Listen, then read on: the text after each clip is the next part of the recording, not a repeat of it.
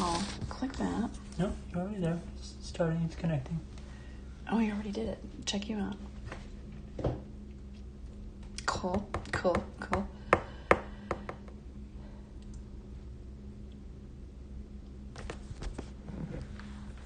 Great.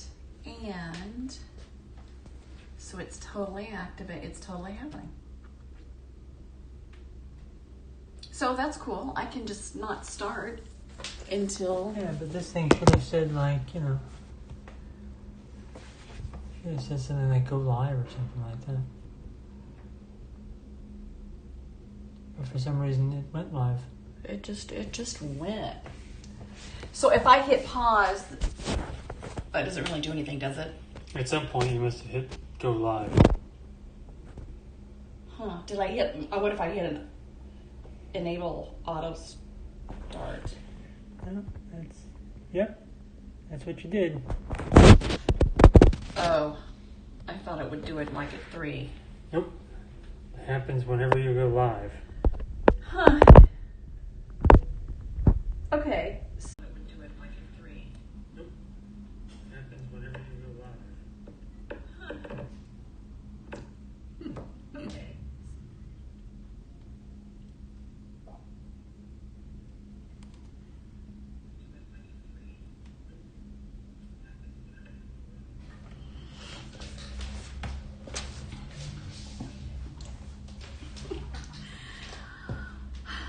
I hope you're doing great.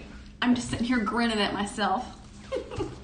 grinning away and hydrating. I'm Jill, and I hope you're having a great day. Jill with Live Your Talk.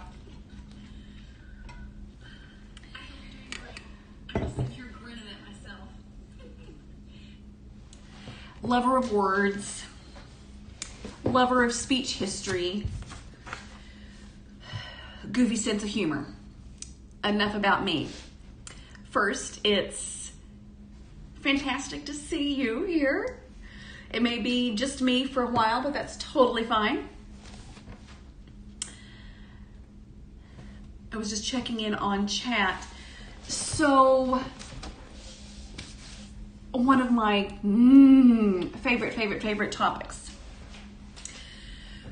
Realities of oral storytelling and public speech is the structure of it, and saying, hey, how do you structure a story meant for oral sharing, for true blue speaking aloud versus reading. Whenever I say structure out loud, it doesn't necessarily sound like an inherently or entertaining topic, but it really is fascinating. And for years I've been enthralled by the structural building blocks of stories, those structurally ideal for speaking aloud, the oral word versus, consuming in a book, reading, period, online, etc. And I'm trying to remember, there are 400 things I want to dive into. I'm trying to remember what sparked the fever, what sparked the fascination and the joy in working with structure, pondering it, asking the what ifs of how a story could be structured. And it has something to do with, I haven't psychologically fleshed this out, but it has something to do with, flashback, being in the 5th grade, 428 years ago in Oklahoma City growing up. And there was a public speaking competition for the whole school. And when a challenge emerges in life, especially when you're young, have you ever had those moments where two things happen internally at once? You're horrified by the prospect of this challenge, and then at the same time, you can't stop thinking of it. Like you're drawn to it. So horrified and also drawn to it. This competition was like that. Again, we were all young and none of us had spoken in a more organized or formal capacity. But I went for it in the good old 5th grade. My topic was Gandhi. Around that time, hang on, I'm checking something really quick. Around that time, if memory serves, I believe a mainstream film had been released about Mahatma Gandhi and his life. And methinks way back when, in the early 80s, it won a lot of acclaim, and I think Academy Awards. This is all to say, global peacemaking, his leadership, his life were popular topics. I was also riveted about him and dove into that as a topic. So I remember somewhere in that, just barely, I remember kind of sitting down and confronting, hey, we're going to flesh out this speech. I remember my brain experiencing a pulling back the mental secret curtain moment. The moment of, oh, you mean whenever people stand up on stage anywhere and start uttering thoughts, you mean to tell me that they actually spent a degree of time well beforehand, behind the scenes, preparing? Like it's like myself was having a dual conversation with self. You mean preparing? And in that pull the curtain back moment, it was overwhelming. And at the same time, it was still riveting. Let alone trying to tackle nerves and all that type of thing. I feel like every time that this wonderful kind camera is on live time, I start fighting the hiccups. So thanks for bearing with me. So from that launching pad memory, the fascination with structuring stories and getting over that initial hump of, wow, what do I do with this blank landscape, blank computer screen, blank piece of paper, this blankness. What do I do with it to form it into this story that has some sort of teachable merit that I want to get out of my mind and out of my face and into the world? And through different trials and errors, a love of storytelling, but studying how words are articulated, studying, and there are so many great resources online too, but studying good old speech history, it became clear, especially probably in the last 15 years, that there is such a thing as a storytelling structure that works better when spoken aloud versus written. And then let's take it even farther into the world of subjectivity and opinion and the fact that there's a really good chance that there's no right or wrong. We're in the territory of subjectivity. But owning the fact that there is subjectivity in discerning or assessing or analyzing a story or a speech, there is still such a thing as it working and not working. I really hesitate to use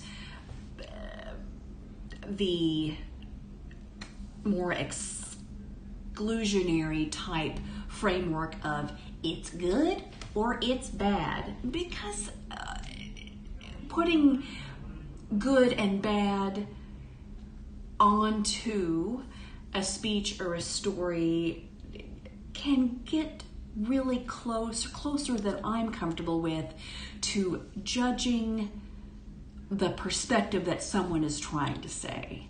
And if we move personality, gestures, other nuanced elements of public speaking, if we remove all of that, even remove structural health, what I would call structural health of a spoken story, if we remove all those ingredients and just look at the perspective of what people are saying, what they're really trying to get across, which sometimes from a listener's point of view takes a lot of energy to listen, especially when things are poorly structured. When we look at people's perspective, so many things have merit. Most things do, assuming a sense of goodwill is sprinkled somewhere in there. Most ideas, most stories have absolute merit. So I want to underscore right now, as we're a good few minutes, I know I started a little bit early, a good few minutes into today's mentoring hour, that whenever I talk about structural strength, I'm not talking at it from a point of view of, oh, I, Jill, the coach, know better, versus what other people have to say. We're all on an equal playing field in terms of having valuable voices as humans. Absolutely. Absolutely. But getting at the lens to look at spoken stories from the point of view that some stories work and some don't. As far as I'm concerned, even though since the days of Aristotle, people have had their own views and perspectives toward oratory, the issue is progression or lack thereof. Does an oral story progress from a particular point to a concluding point? I'm sure you've heard in different arenas, does it have a beginning, a middle, middle, and an end? But I want to get more specific besides beginning, middle, and end from the point of view of basic assembly. This gets juicy and yummy to me, again, not to squelch anyone's approach or creativity whenever they're diving into preparing a story, but looking at a basic assembly structure for an oral story, I cannot emphasize enough the utility of choosing context, then next a relatable scene, and the next distilled meaning. Those three things, let's repeat because it's so delicious and structurally sound for oral storytelling. If there's one thing, if you're about to go take a nap and you need to head out, this is the one thing that I would want you to absorb for the next time you dive into remarks that you want to make, even if they're just 3 minutes in length or something more involved than 3 minutes. Oral storytelling, especially storytelling for a signature type talk, a signature dynamic, a signature audience. For instance, a keynote representing your advocacy or your pivotal published book.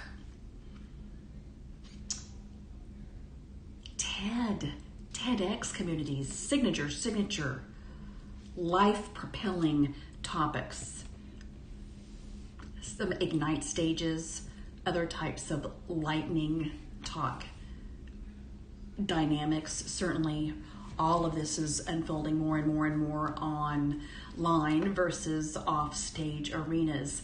All to say, whenever I say storytelling, even though it can transcend many different dynamics, I'm not necessarily talking about a board meeting type of exchange, but oral storytelling that can help more signature, personalized stories make an impact. And the lens I'm looking through, again, of how to make an impact is true blue sense of structural progression, where the audience, your listeners, land at a specific destination at the end, involving 3 delicious structural pillars. 3 structural pillars.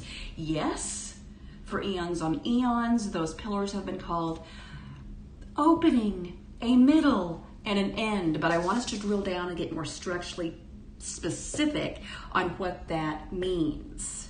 Pardon me, I was just checking chat. Gotta itch my nose. Excuse me, I'm back.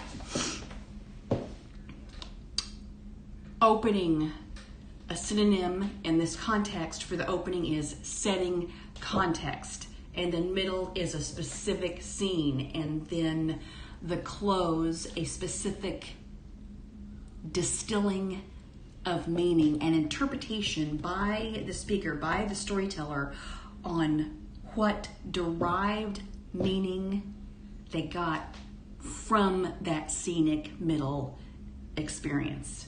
Examples. First, in terms of setting context, again, when it comes to oral storytelling, this is a brief assembly, a brief assertion. Context need not be more than a few sentences long. Examples of setting context. I want to narrow it down to 3 potential versions of context that you can choose from. Again, that's not finite. That's not to squelch interpretations of how context can be shaped in the least, but to build a potential teachable approach to assembly of oral storytelling. I suggest 3 places of context. I'm not places of context, sorry. 3, I'm getting excited. 3 possible ways to establish your context. One is to assert a value. Certainly it could be a data point, but even in more personal storytelling, value could equate to literally what something is that you prize. For instance, I was working with a teacher the other day, and he was working on a story to greet his students, and parents would also be a part of the Zoom call. And he chose to start his story with asserting a value. Example, it's very important to me that my students feel heard in this COVID-19 era when Zoom classes are so intensive. So that's an example of setting context at the start of one's story with a value, choosing a value. And then from that, you would lead into the 2 other chunks for your oral story. Another type of context Could be, I had them right in my brain. Could be, hold that thought. Oh, of course, sorry. Yes, totally. Location, setting literally context as a physical space. Example, every Thursday, book club starts with us having a sing-along around the piano. Obviously, that's an example before our COVID-19 world where social distancing is so in play. But another way to set context is asserting a physical setting location. So location, or asserting a value, like the example with the teacher, or thirdly, just had it in my brain, yes, asserting a risk or a curiosity. An example of setting context. Oh, you know what? Another way to interpret in oral storytelling, to interpret context is, yes, it's an opening. It's perceived as an opening, but context is creating a shared starting point between listener and storyteller so they're unified mentally to progress through an idea. Have you ever had those moments where you are late to a meeting, a Zoom meeting, and you literally join the meeting, 400 things are going on, and you're on Zoom trying to detect where the trajectory of thought is going? It's kind of confusing. Where are you? What's our priority right now? What's happening? And it takes a few minutes to really perceive the full focus of what the group dynamic is trying to achieve in that moment. Thus, like you joined late, sure, but the shared context, the shared starting point was not as clear to you because you missed that opening context of when things first began. So, and that's parallel to the value of context whenever you're telling a short story. Sharing it specifically aloud versus reading it. So context is creating that shared starting point, shared launching pad for a good shared verbal journey. Okay, great. So we talked about different types of context. Oh, let me give an example of the third type of potential context style in terms of asserting risk or asserting, quote, a curiosity. Example, I was working with a business owner who was trying to shape a story for a particular speech. They decided to start by voicing a particular curiosity of, quote, what would happen next? And it was this. Here's an example. So I debated on whether or not to tell my funder that I had rejected potential business for the company. I was nervous on how the funder would respond. Maybe they would think I'm maybe they would think I'm irresponsible, not being responsible for our new business and new team. But I decided that I needed to reject this potential business. It just wasn't a fit. And that I needed to tell my funder. So that's a little bit longer, but bottom line, they weren't sure how their funder was going to react in telling them they had rejected business. But They wanted to see what would happen. They had a sense of curiosity about what would happen in actually telling their funder the truth. And they wanted to take a risk in investing in that conversation, that truthful conversation with their potential funder. Great. So we have 3 types of potential ways to set context in oral storytelling. Next, boom.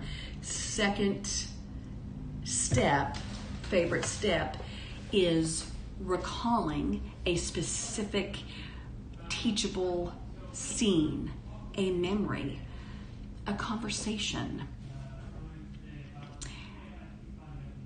any experience that you find has some good old teachable meaning that you want to impart. Now, you as speaker and storyteller are in the driver's seat to choose, obviously, which scenes in your professional and personal experience are critical and which ones simply are relevant in imparting particular meaning that you want to relay to others. So you set context, then you want to get your listeners to a particular scene.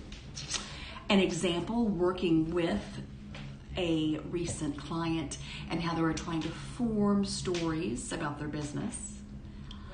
They started with the context of, look, I just didn't know if I should tell my funder this or not, that I had rejected business because I didn't think it was a fit.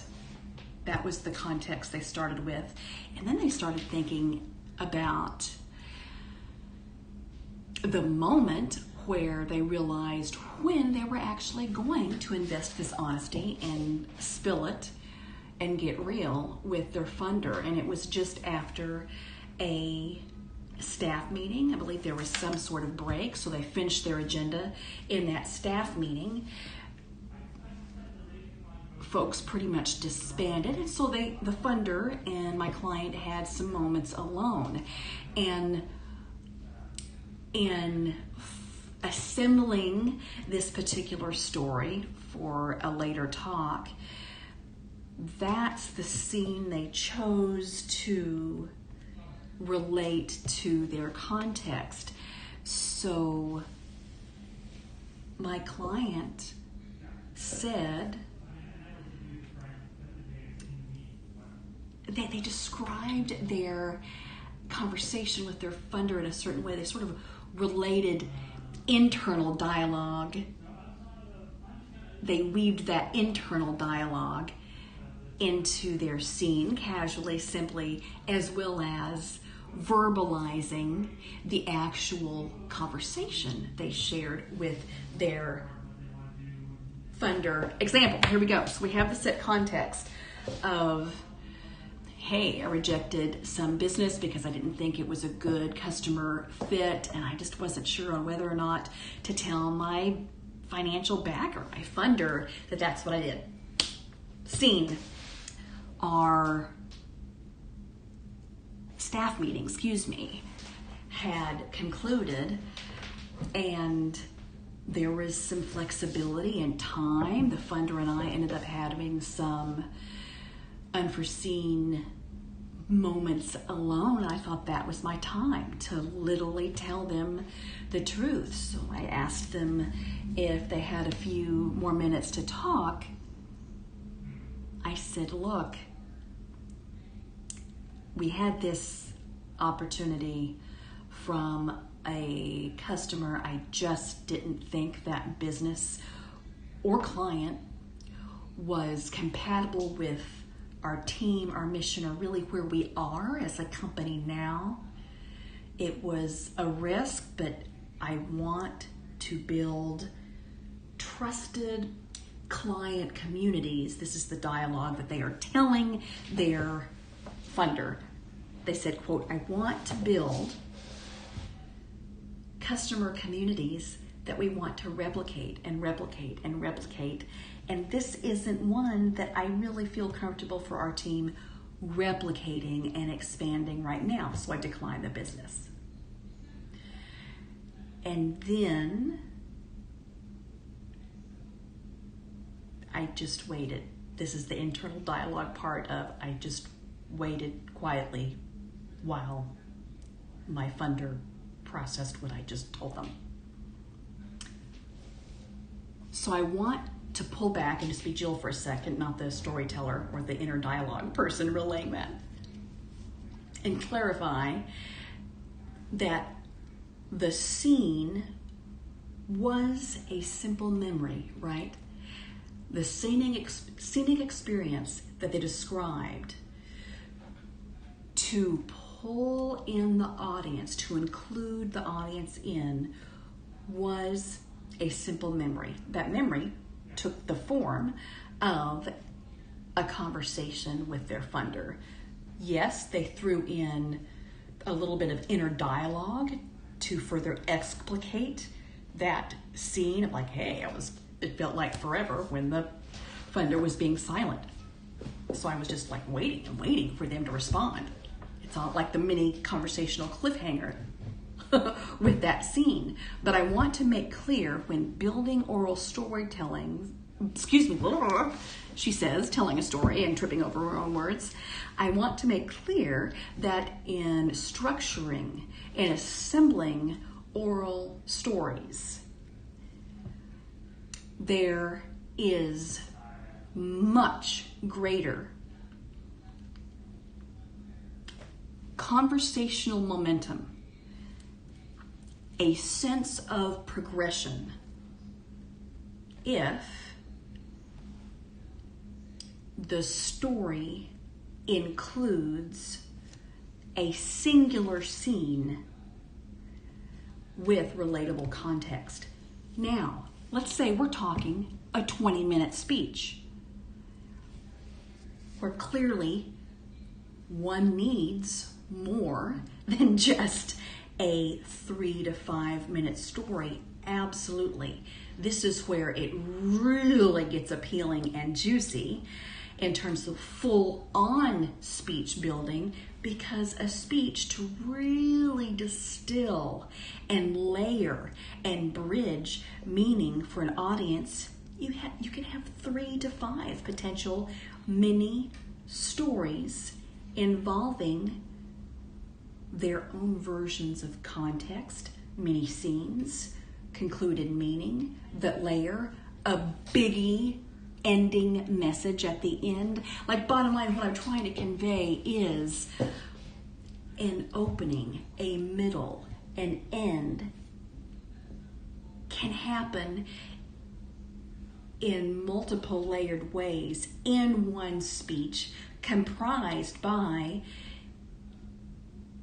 different mini stories that each, for an ideal sense of conversational momentum and progression, each reflect their own little context, their own little scene, and their own distilled meaning. So let's go back to our working example of the funder issue and the rejected customer issues. So again, my client set the context, simple few lines of, hey, I rejected some business and I just wasn't sure if I should tell my funder that, or even if so, how? Again, I'm calling that version of context, a lot of different ways to set up context. I'm calling that version of context, that style of context, describing risk or curiosity. They could have used a lot of different things, but that was, hey, they were curious on, whether or not they should tell their funder. Great. Then the scene was the concluded staff meeting. And in that scene, the client described the moment where they approached their funder. I just lost my train of thought, sorry. They approached their funder and spilled their guts, had the conversation, and then that little scene ends with silence of waiting what the heck the funder was going to say. Now we get to the third critical piece of assembling a structurally sound, good oral story, a shorter oral story. The ending piece is where, sure, we could call it a closing, but it is where the speaker, it's where the storyteller asserts for the audience the relatable meaning, what they distilled from the scene. We have the pre-moments of the scene, the setting, the starting place of the scene, which was setting the context. Then we actually get to the scene. The scene concludes with the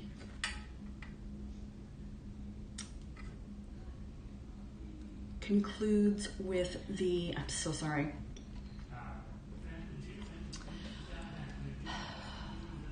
With my client waiting to see what they were going to say, what the funder was going to say. And then this is how my client decided to close this story, how they decided to assert meaning, to relate that meaning to the audience. They said, again, they kind of pulled out some internal stream of consciousness, or what sounded like stream of consciousness. They were very intentional about what they said, but they said, gosh, it's the few seconds that the funder was silent sounded like, or felt like, an eternity. But finally, they said to me this reply. They said, look, I don't know if I would have rejected the business. I don't know. They told my client, I just don't know if I would have made the same decision. But you were honest with me, they said, continued to say to my client. You were honest with me, and I, as your funder, appreciate that.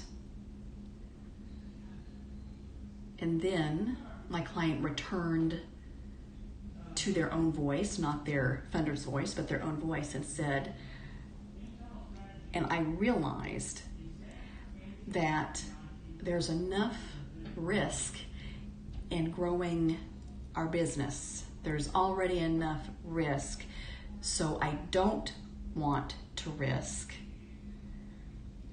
failing trust between my funder and myself. And that's what this whole experience of wondering on whether or not I should completely be honest with my funder taught me. It taught me that forging trust, even with difficult disclosures with my funder, is key as a business owner. That's what it taught me. So they distilled meaning for the audience in the close. They distilled that meaning from a scene, a recollection of dialogue, and a little bit of fun with inner dialogue. With that middle bit, the middle bit was a scene.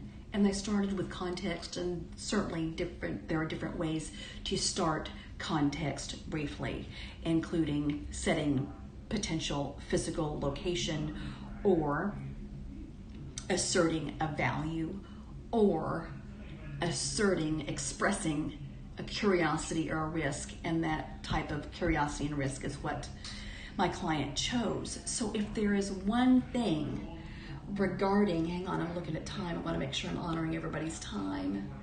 Great. If there's one thing that I want to lift up about the thrill of structuring, assembling short stories that have a stronger oral ability versus, whenever we're reading stories, words can get pretty chunky, or they don't sound conversational or have as much of a sense of momentum that you want to have your oral exchanges and conversations or speeches have. The one thing is, there are many, many different ways to open the story, bridge the story with a scene, and conclude it. But what I've given you are different types of places to at least start. So your brain gets out of the overwhelm mode of having C's and C's and C's and legions of options. Options are good, but not when the perception of those options are perceived as an overwhelming burden. So have a blast the next time that you dive in to preparing different stories for a talk, no matter how long your talk ends up being. And I want to liberate you, please liberate you with the idea that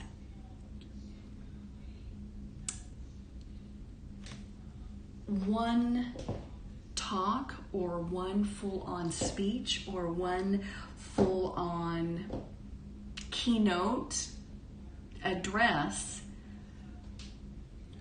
ultimately is the marrying of a lot of different mini stories that's so conducive to how we as humans absorb the spoken word. It gets down to interesting mathematical and retention issues in terms of processing the capacity, the huge capacity that our human minds have to absorb in a speedy way.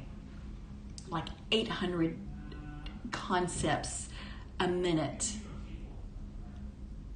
is the number the human mind can hear and process.